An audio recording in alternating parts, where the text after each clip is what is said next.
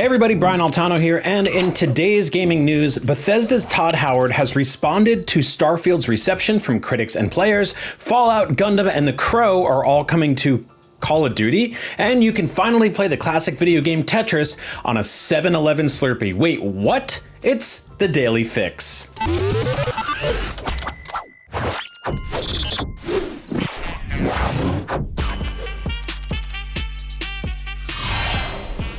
If you are one of the many gamers that was less than enthusiastic or even downright disappointed with Starfield, Bethesda's open-world space RPG released last fall, there's a chance that Bethesda's development chief Todd Howard saw your feedback and he has a response. In an interview with Kinda Funny Games, Howard addressed the mixed reception to Starfield, or as interviewer Greg Miller, hey, I know that guy, put it, the polarizing Starfield. Howard began by pointing to Starfield's stability at launch, which he said the studio was delighted with, as well as the reviews on the higher end of the scale.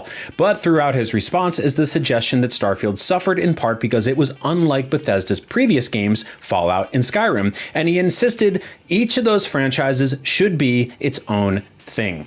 What's new is it's a new IP, so you know that we're going to be doing some things differently than we've done before, and obviously we had people who loved the game both on the review side and the people who liked it less, Howard said. I think the majority of our reviewers were in the 90s, which, look, that's great. I don't want to ever be in a world where that's not a great place to be in terms of critical reception, particularly in a year where there were so many amazing games out. But obviously, look, we see the feedback. We see a lot of players saying, this is what I want out of a Bethesda game, which is to explore a world in a certain way, and Starfield didn't give me that. I prefer the way it's done in Fallout or Elder Scrolls, and perfectly understandable, right? In terms of, hey, this is a different experience.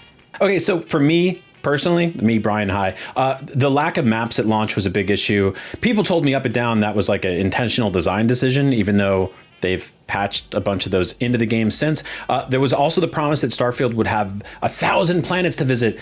And like a lot of us didn't really find a lot of interesting stuff on those planets, or as much as we'd hope. But I digress. I mostly want a new Fallout game or a new Skyrim game, and the Starfield experience just kind of felt disjointed for me.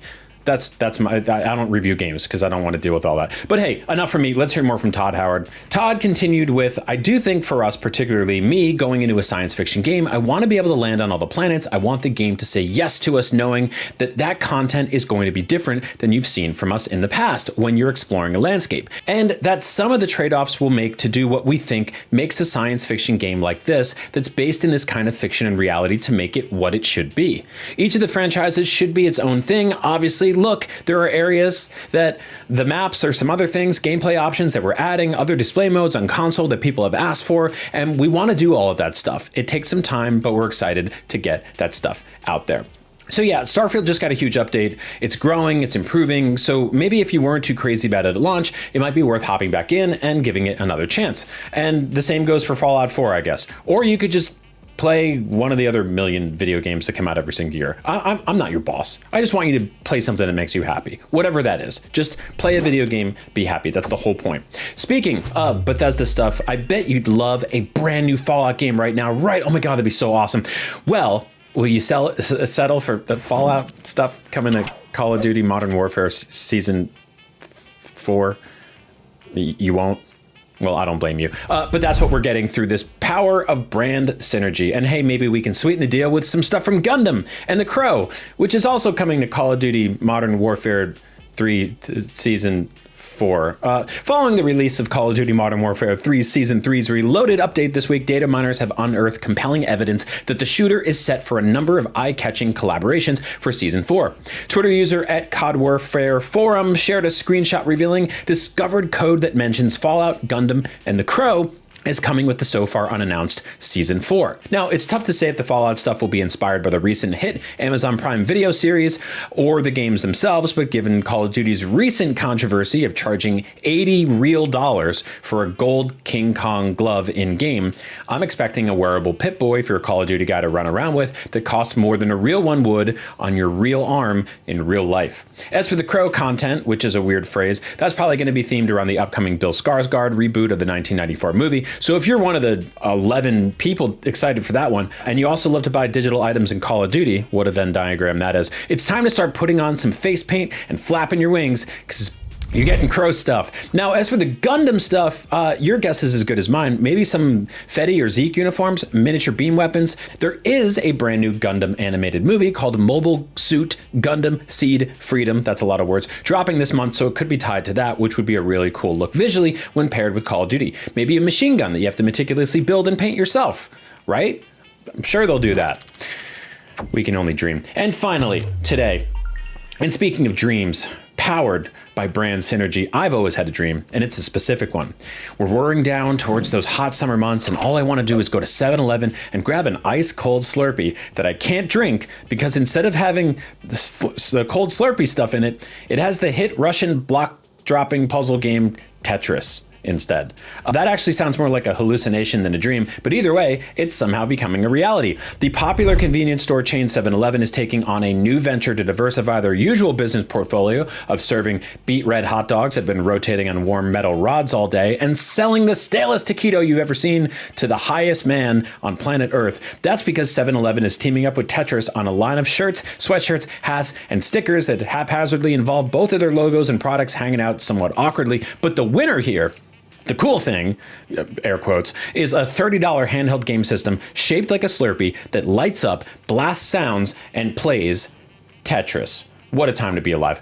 Featuring an officially licensed Tetris title, the portable Slurpee plus Tetris handheld game device lets you play the classic game on the go with a full-color 1.8-inch screen that brings the iconic shapes and colors to life, says the website description. But that's not all. This portable Slurpee plus Tetris handheld game device also comes equipped with an on-off switch to illuminate the Slurpee dollop in a rainbow of colors.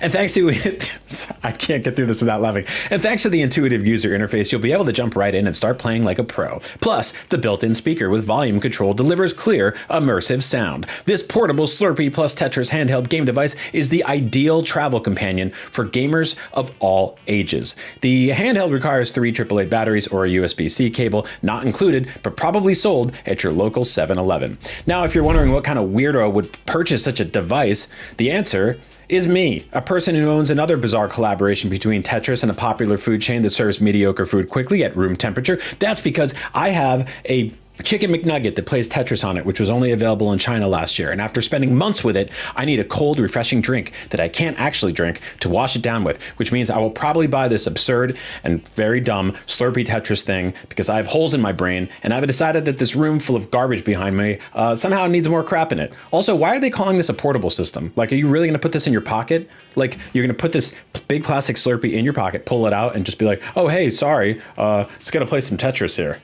Maybe you will. I don't know. I'm not going to judge you. The Tetris Slurpee is currently not available for sale, but you can sign up to be notified via email like I did, and you'll be first to know when you can buy it. And then you'll also probably get, I don't know what, 3-4 emails a day from 7-Eleven until the day you die, or your inbox fills up to the top like a Tetris game that you completely lost control of. The power of brand synergy, baby. And that's your daily fix for Thursday, May 2nd. Saturday is May the 4th. Did you know that? Do you know what that means? May the 4th? It's Star Wars Day. All right. You ever watch a Star Wars? Any of them? I like a lot of them. I think Jabba the Hutt is great. I mean, he's not a great person or anything. Pretty much everything he does is vile and despicable, downright gross. But he also gets choked to death by a junkyard dog chain while partying on his own sand yacht. So he gets his. I just think he looks cool. And it's really funny to make him move his arms and legs in real life. They had to put like 5 real guys in there. Just 5 sweaty guys wearing 1980s Jim Henson sweaters, stuck in this huge animatronic rubber bag shaped like a big boiled toad, wiggling their arms and stuff. I never really know how to end these episodes of the Daily Fix that I host sometimes. This is probably a good place to stop, though. I hope you guys had fun. Thanks for watching, and may the 2nd be with you.